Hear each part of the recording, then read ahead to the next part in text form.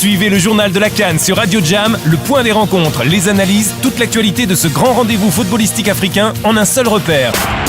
Journal de la CAN.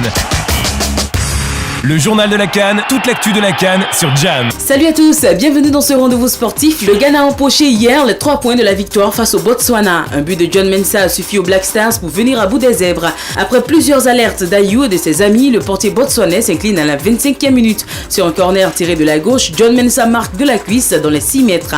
1-0 pour la formation ghanéenne. Le score restera ainsi, mais les hommes de Goran Stevanovic ont beaucoup souffert et étaient à un doigt de craquer. Après le carton rouge de John Mensah, les Botswanais se sont montrés plus entreprenants, mais le nouveau venu de la compétition a manqué de réussite devant les buts et est tombé, on peut le dire, les armes à la main. Écoutons John Mensah, l'acteur principal de ce match, auteur du but, est sorti par la suite après un carton rouge. C'est incroyable, ça, carton rouge, c'est football. En fait, je suis retard sur lui, moi je suis derrière lui, et son unique personne qui va défendre comme ça. Donc l'arbitre a fait bien, en fait, moi j'ai fait bien pour défendre mon équipe. Le capitaine et buteur des Ghanéens très fair-play dans son intervention. Avec cette victoire, le Ghana se positionne en tête de la poule D et pourra négocier sa qualification dans 3 jours face au Mali. Journal de la CAN.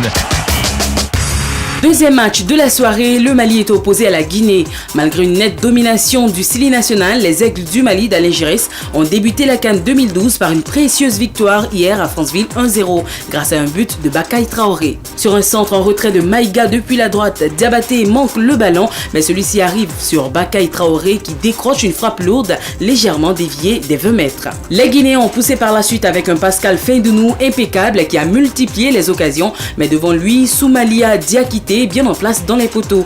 La Guinée jouera son prochain match contre le Botswana samedi.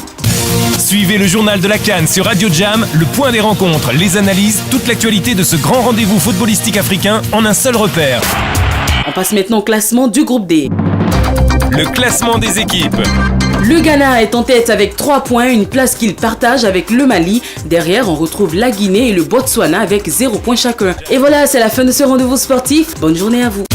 Suivez le journal de la CAN sur Radio Jam, le point des rencontres, les analyses, toute l'actualité de ce grand rendez-vous footballistique africain en un seul repère.